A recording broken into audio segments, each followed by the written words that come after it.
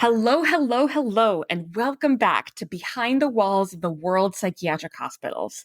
I'm your host, Dr. Sarah Gallup, and this week I was so excited to get a shout out on my favorite podcast called Wine and Crime. If you're unfamiliar, it's a true crime comedy podcast that features three friends who chug wine, chat true crime, and unleash their worst Minnesotan accents. And if you're one of my new listeners from Australia and you don't know what a Minnesotan accent sounds like, you basically just speak through your nose. That's really way too sweet. It's too Scandinavian. Like you're chastising everybody and just make sure all your O's are just really long. And if something seems really overwhelming, you just say oofta and oh yeah, you betcha. And I've lost all my listeners from Minnesota, and my mother is probably hanging her head in shame saying, oofta.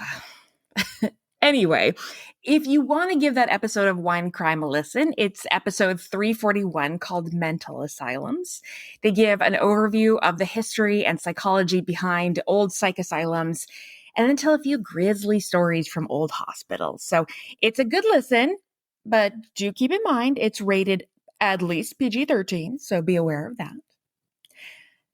Now, for today's episode of this podcast, we're going to talk about most of the final decades of Ararat Mental Hospital.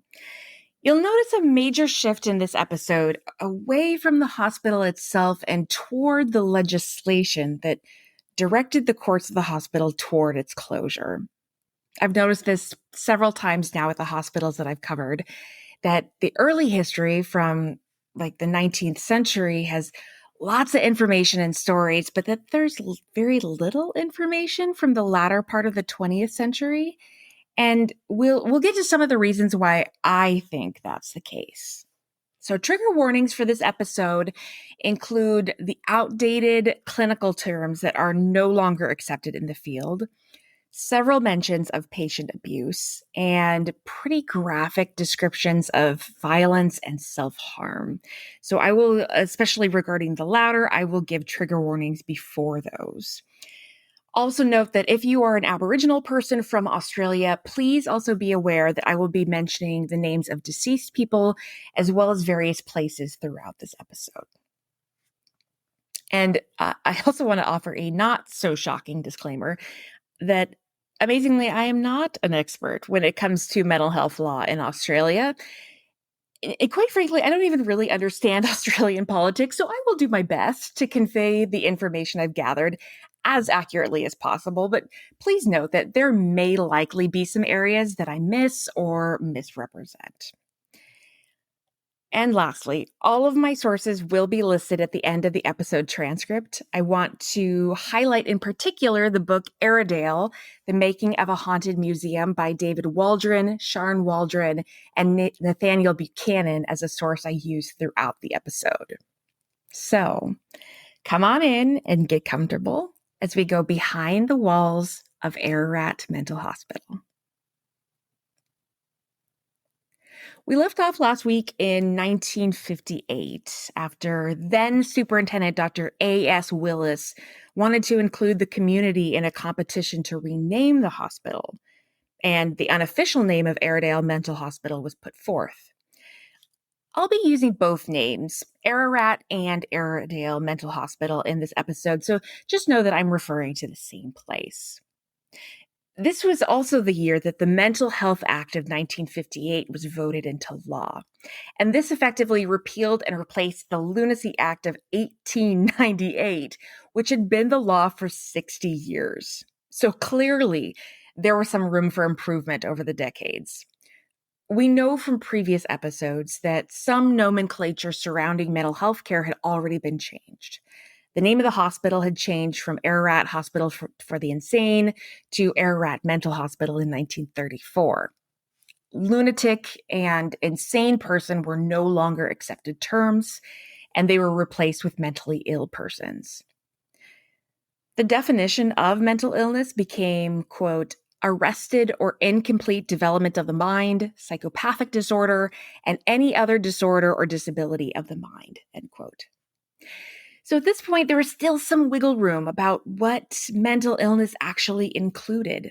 Would someone diagnosed as antisocial or psychopathic actually meet this definition? Perhaps or perhaps not. We'll actually come back to that later in the episode. Remember that the mid to late 1950s saw the introduction of psychotropic medications, particularly chlorpromazine, also known as thorazine and largactil, and reserpine, which was known as Serpacil. Lithium was also introduced as a mood stabilizer around this time. And just as a fun fact, from David Waldron, although lithium salts had been used to treat ailments since the mid-19th century, it was the Australian psychiatrist John Cade who is credited with introducing lithium to treat mania and bipolar disorder in 1949. So what the introduction of these drugs meant was that patients were finally able to experience relief from their symptoms, and some were able to return to the community. Although they weren't seen as cured by any means, their symptoms could be managed, and some were able to live in the community again. So because of changes in law and in medications, the 1960s saw what was considered the first wave of deinstitutionalization in Australia and other parts of the world. So for those of you who have listened to previous episodes, you'll know that in the United States, then President John F. Kennedy signed the Community Mental Health Act into law into 1963, not long before he was assassinated. President Kennedy knew firsthand how institutionalization affected patients and family members. His own sister, Rosemary, had been considered a troubled girl, and her father took her to have a lobotomy in November 1941. The procedure was an immediate failure and left Rosemary with a permanent physical disability as she had lost most of her ability to walk and talk. Rosemary Kennedy would go on to spend most of her life in institutions. So as a result of his sister's condition, President Kennedy effected the 1963 law into practice so that patients who could be managed in the community did not have to endure indefinite or lifetime hospitalizations. And this started a ripple effect around the world, with institutions in the UK and other parts of Europe and Australia rethinking whether patients should remain indefinitely hospitalized. In 1966, the world was shocked and horrified by the publication of a photographic essay by Dr. Burton Blatt, a professor at Syracuse University in New York and director of the Division of Special Education and Rehabilitation, as well as journalist Fred Kaplan, who would later go on to win a Pulitzer Prize in 1983. Together, they wrote Christmas in Purgatory, a photographic essay on mental retardation. This text documented 4 unnamed hospitals on the East Coast of the U.S. and a 5th from another state. They took many pictures of the inhumanities they experienced in their visits. Overcrowding so terrible that beds were pushed side by side and head to head, and they had to climb over beds in order to cross the room. They noted that the hospitals they visited averaged 350 patients over their maximum capacity, with upward of 300 patients still on the wait list. They took pictures of holes in the kitchen ceiling, toilets torn out of the wall, patients tied and bound to chairs, and bodily fluids on furniture and patients alike. The text goes into far more detail than I am able to repeat without tearing up. This was certainly the first time that the public writ large had been informed about how bad these institutions were. And I go back to a video I watched on Ararat where one of the tour guides, Nathaniel Buchanan, said that Ararat was notorious for its poor conditions. So given the inhumanities outlined by Blatt and Kaplan, I don't even want to imagine anything worse. The outcry following the publication of Blatt and Kaplan's photo essay reverberated around the world. It seemed to shine a light on the problem so no one could ignore it. It was that same year, in 1966, that parts of Ararat Mental Hospital separated and became Ararat Training Center. Now, up until this point, people with all sorts of mental and physical illnesses were housed together. People with schizophrenia, people with depression, people with developmental disorders, and so on. But in 1966, patients from the hospital who had intellectual disabilities were moved to Ararat Training Center and reclassified not as patients, but as trainees. The term trainee was based on the concept of normalization, which was developed by Dr. Bengt Nierja. The basic idea was that normalization, quote, made available to the mentally retarded patterns and conditions of everyday life, which are as close as possible to the norms and patterns of the mainstream society, end quote. On the one hand, this makes sense. People with physical and mental disabilities should be able to live their lives as fully as possible. On the other hand, is this idea that institutions are supposed to train, quote unquote, patients to become normal. And that's where I find it to be all sorts of problematic. Now, there's all sorts of things to say about the theory of normalization that I don't have time to get into. It's not entirely terrible, and I don't want that to come across, but it definitely was a product of its time. So by the end of 1966, Ararat was split into the Training Center for trainees with mental disabilities and some physical disabilities like epilepsy, as well as the mental hospital, which was reserved for patients with mental illnesses. The 1960s and 70s were a time of social activism and protests around the world, and Australia joined in these efforts for change. Family advocates for people with physical and mental disabilities pushed for media campaigns to expose the conditions of institutions in Victoria, much like Blatt and Kaplan had done in the US. Understandably, they wanted to see better living conditions and more effective treatment offered to their loved ones. In an article about this very issue, Ilan Wiesel and Christine Bigby point out that in an attempt to appease the opposition, Premier Hamer of the Liberal state government established the Victorian Committee on Mental Retardation, which was also known as the Evans Report. More on this in just a moment. In November 1972, the Labour Party, led by Gough Whitlam, won the federal election. Dunlop and polls state that, quote, during the 3 years the Labour Party was in power, it initiated several significant changes. Its Australian Assistance Plan, for example, aimed to empower community organizations by stimulating citizens' participation in local welfare initiatives, end quote. It also introduced Australia's Universal Health Insurance Program and Community Health Program. 1973 saw the introduction of federal funding to community mental health programs, whereas before that, community mental health had been entirely funded at the state level.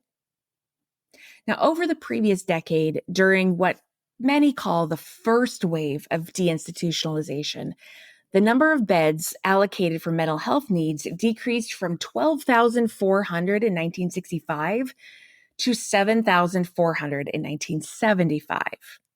And already, many patients were being moved from institutions like Aradale to community programs. Now, there were many benefits to thinking about deinstitutionalization. According to David Waldron et al., quote, the benefits were that individuals would obtain a better quality of life and more independence outside the institution. This would lead to a reduction in the need for psychotropic medication and create increased socialization and adaptability to change, end quote. As with anything, however, there were good intentions that were not always fulfilled. Waldron et al. Continue, quote, the individuals who were to receive these benefits of deinstitutionalization were often inadequately supported, frequently homeless, isolated, and often victimized. Many who were released from institutionalization deteriorated and were repeatedly admitted and then released from hospitalization, end quote. So all that to say that there were strong incentives for patients to discharge from the hospital, but also the very real possibility of psychiatric decompensation in the community.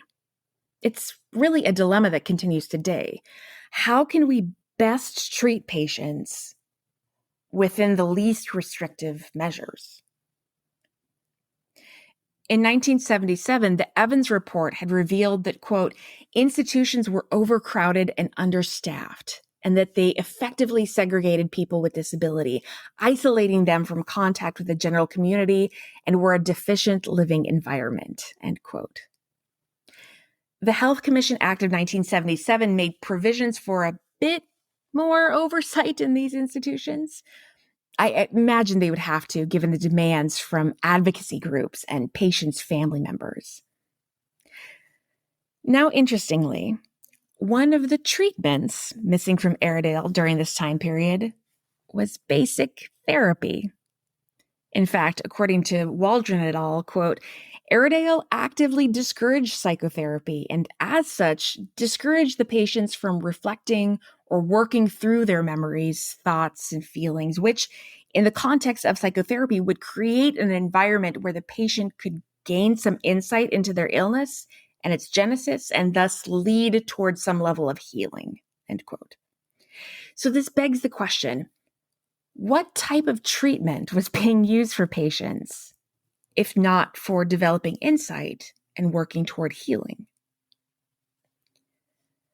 The 1980s brought the second wave of deinstitutionalization in Australia. Whereas the previous decades had initiated the efforts and started to move some patients back into the community, the 80s brought a more fervent effort to decrease the number of hospitalized patients, especially after a particularly bad treatment conducted in Sydney went horribly awry. I briefly mentioned this scandal in episode 31 on Denbigh Asylum. Dunlop and Poles explain it like this, quote, in 1980, the Chelmsford scandal broke. The ABC reported that psychiatrist Harry Bailey was using his controversial deep sleep treatment method at the Chelmsford private hospital in Sydney, which eventually led to the deaths of at least 25 patients. The reputation of psychiatry consequently suffered. A small number of civic associations had been advocating for changes in mental health care while establishing viable alternatives to mental hospital-based treatments. When individuals with a lived experience of mental illness and institutionalization started to speak out by joining debates about the future of mental health care, they found a receptive audience among the members of these associations, end quote.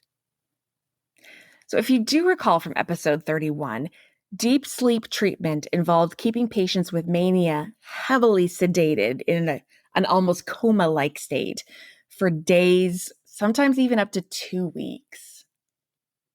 So following this scandal, more advocacy for changes in the treatment of mental illness was initiated. By 1982, the state government initiated the long-term drug audits of various institutions like Ararat, Janefield, and Sunbury to make sure that patients were not receiving too many medications that could leave them at risk for adverse consequences. After all, even by the 1980s, many patients were still controlled by medications that left them overly sedated. The audit at Ararat revealed that over a 3-year period, using fewer doses of anticonvulsant medications resulted in fewer seizures for patients with epilepsy. And this begged the larger question. If they were so wrong about medication dosage for patients with epilepsy, could doctors still be over-medicating other patients as well? Could there be more effective ways to treat patients with mental illness and mental disability? And we'll come back to that question a bit later. But first, I want to tell a story that may initially seem out of place, but comes back to play a larger role in deinstitutionalization than anyone could have known. In 1982, sentencing was heard following a horrific crime that had taken place 2 years earlier. Gary Ian Patrick Webb, who preferred to go by the name Gary David, had been found guilty on 3 counts of attempted murder. And just really quick, I will be using the name Gary David instead of Gary Webb throughout the story, not really because it was his preferred name, but because that's how sources refer to him following his incarceration. So 2 years earlier, on July 2nd, 1980, 25-year-old Gary David walked into a pizza parlor in the town of Rye, south of Melbourne, with the intention of robbing the place. Instead, he was caught in the act by Raffaele Zimbardi, the wife of the pizza parlor owner. He proceeded to shoot and wound her before waiting for the police to show up. When police arrived at the scene, he also shot Sergeant Lou Allen and Senior Constable William Lifting. All three victims survived their injuries, thankfully, and Gary David was quickly apprehended.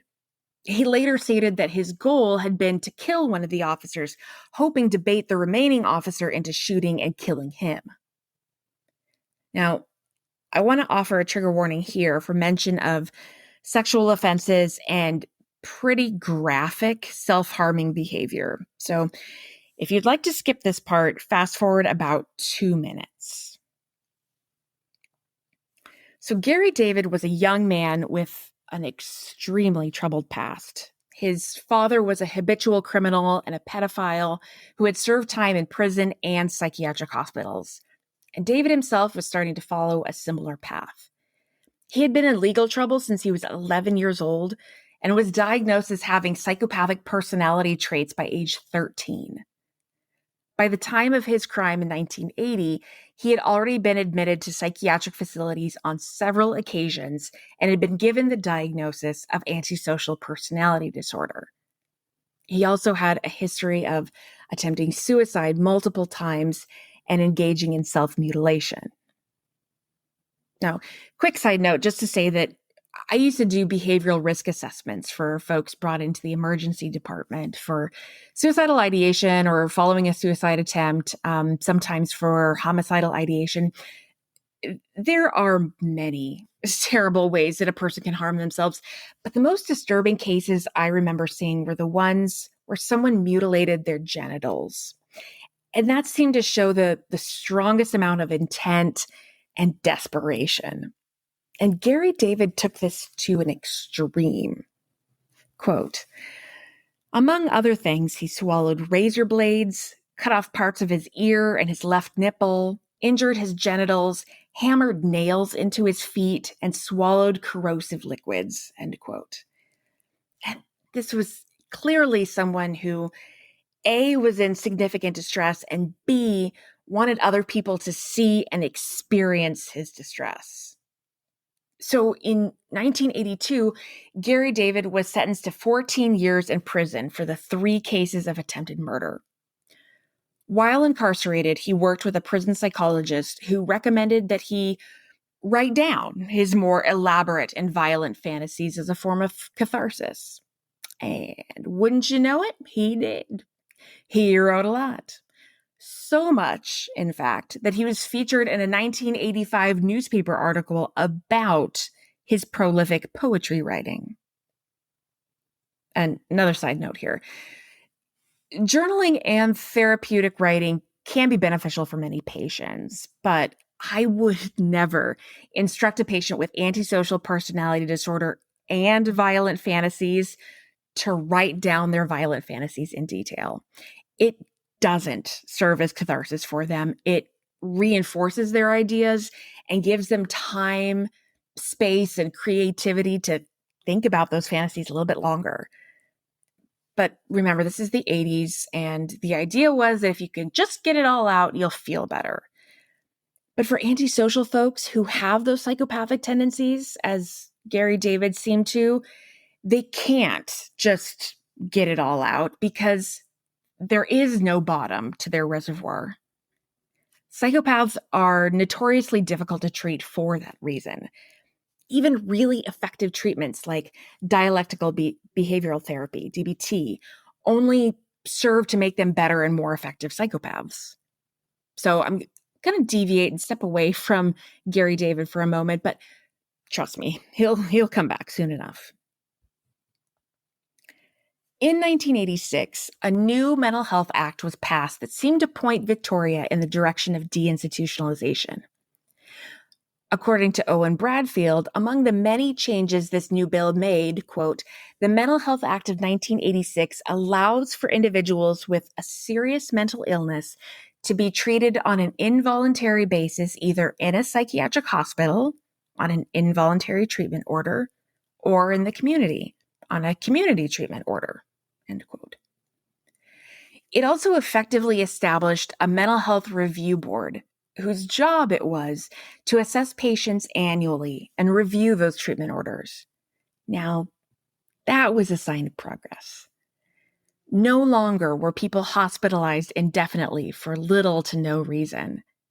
Remember that for a long while, it took 2 signatures for someone to be committed to Ararat, but it took 8 signatures to get out. So now each patient's treatment order was reviewed yearly by an official committee to determine whether or not hospitalization was appropriate for them. Also in 1986, the Disability Services Act was passed. And as far as I could tell, it still remains in effect today. Although I did notice it looks like the Department of Social Services is working to update and replace the act. But one of the key features of this legislation was that it articulated specific policy regarding deinstitutionalization and directed funding for community mental health services. See, the difference between deinstitutionalization in the US and deinstitutionalization in Australia is that Australia actually allocated expenses for the community programs they plan to move patients to. In the US, some of those programs were created, but many of the funds intended to go toward community mental health care got redirected to other areas. I talk about this in several previous episodes, but check out episode 20 on the history of Ionia State Hospital for more information. 2 years later, in 1988, the Labor government released a 10-year plan for the redevelopment of intellectual disability services, which recommended that every institution in the state, including Aradale, be closed. The timeline for deinstitutionalization was officially on, and the plan was for all major psych hospitals in Victoria to be closed by 1998, and residents moved into community-based services like group homes. But according to Wiesel and Bigby, by 1989, things weren't moving very quickly. And still more than 2/3 of disability services were being provided through institutions, housing 2,600 people with intellectual disabilities. And that figure doesn't even include the number of patients housed for mental illness, including the criminally insane. Even so, the numbers at Aradale were steadily decreasing. By May 1989, there were only 600 patients total between Aradale and Lakeside mental hospitals. Problem was, there were only 4 psychiatrists to treat those 600 patients. I would assume those patients wouldn't have a lot of individual treatment time with their assigned doctor. And this actually caused the Royal Australian and New Zealand College of Psychiatrists to work with lawmakers to create a psychiatrist-to-patient minimum ratio to ensure that all patients were receiving sufficient treatment. And that's also encouraging. It's too bad it took till 1989 to create that minimum, but at least it got there eventually. And meanwhile, this entire time, Gary David had been serving his sentence in prison. He was known as a particularly difficult and violent inmate. And as I mentioned earlier, he became a prolific writer while incarcerated. He wrote a sort of manifesto called Blueprint for Urban Warfare, in which he described the many atrocities he planned to commit when he returned to the community. Again, all under the guise of therapeutic catharsis. And again, trigger warning for graphic criminal fantasies. Skip ahead about 1 minute if you don't want to hear this part. His Wikipedia page says that his manifesto listed, quote, 49 combat situations, ranging from horror movie cliches like cigarette machines dispensing severed fingers and drink machines dispensing blood, to far more disturbing scenarios such as the bombing of bridges and public buildings, the assassination of prominent politicians, the poisoning of water supplies, and indiscriminate shooting in public places. He also manifested a great deal of hostility to the police force and prison system, resorting to violence and self-mutilation whenever his requests or demands were not met. End quote. And this type of manipulation is common not only among people with antisocial personality disorder, but also borderline personality disorder. So it's clearly possible that he had quite a few cluster B traits going on at once. Cluster B meaning antisocial, borderline, narcissistic, and histrionic. People with these diagnoses can be exhausting to be around. So as a result of his violent tendencies and writings, and the fact that the end of his sentence was coming up, apparently in 1981 or 1991, and if you're playing along at home, you'll know that he was originally sentenced to 14 years in prison in 1982. So even taking into consideration time served, it would only be 11 years. And I can't imagine he got any time credited for good behavior. But anyway, the government desperately wanted to be able to keep this very dangerous guy locked up. They considered various options, even using the Crimes Act of 1958 to charge Gary David with making a threat to kill. Problem was, that law only covered threats to specific individuals. David had only, quote unquote, made general threats of violence. We have the same problem today under the U.S. Tarasoff law, which mandates alerting potential victims if they're threatened. But if someone is too general or says they want to kill any old person, we can't exactly start dialing every number in the phone book. So the courts decided to try the route of mental illness, and Gary David was evaluated by at least 2 psychiatrists. In January 1990, after he had served 8 years of his 14-year sentence, Gary David was officially certified as mentally ill. Now, remember I had mentioned that he had already been diagnosed with antisocial personality disorder about a decade earlier. And if there's one thing I've learned about folks with antisocial personality disorder who also have psychopathic tendencies, it's that they're really good at looking for a loophole. And although I don't know for sure, something tells me that Gary David spent quite a bit of time in the prison law library planning this move. I mean, there's no way for me to know for sure, but that's my clinical speculation. And my rationale for that is this. Gary David was declared mentally ill in January 1990 due to his diagnosis of antisocial personality disorder. By February 1990, he had already prepared his first appeal and was ready for the court to hear him out. And this is where it gets interesting. Gary David cited the Mental Health Act of 1986, reminding the court that the act gave him the right to appeal his status. After all, as you'll recall, I read just a few minutes ago, quote, "The Mental Health Act of 1986 allows for individuals with a serious mental illness to be treated on an involuntary basis, either in a psychiatric hospital, on an involuntary treatment order, or in the community, on a community treatment order," end quote. Now that Gary David had been declared mentally ill, he likely saw this as his ticket out of prison. After all, according to the Mental Health Act, he had the right to be treated either in a psychiatric hospital, which I imagine was better than prison, comparatively speaking, or in the community. So the argument that Gary David made occasionally comes up in evaluations in court today. The question then became, does a personality disorder qualify as a mental illness? And you might think that would be an easy enough question to answer, but it's not. According to the DSM-3R, or the third revised edition of the Diagnostic and Statistical Manual that applied in 1990, most psychiatric diagnoses that qualified as mental illness fell under what they called Axis 1, which were major mental illnesses like schizophrenia, bipolar disorder, major depressive disorder, etc.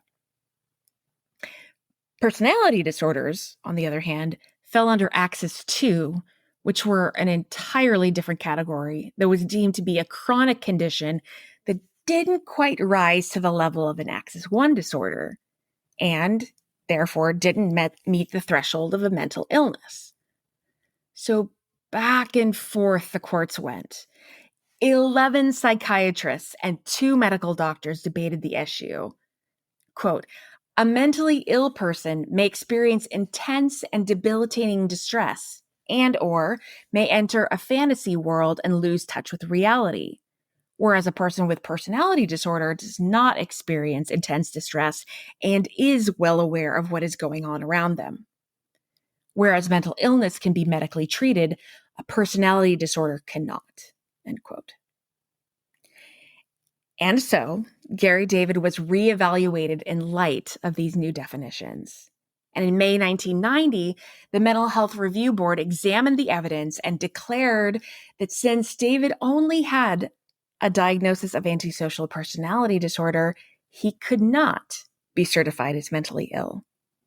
Their only option was to release him to the community. And this is where the Victorian government stepped in. They recognized the danger that Gary David posed to the public and how he had essentially thwarted his way out of prison.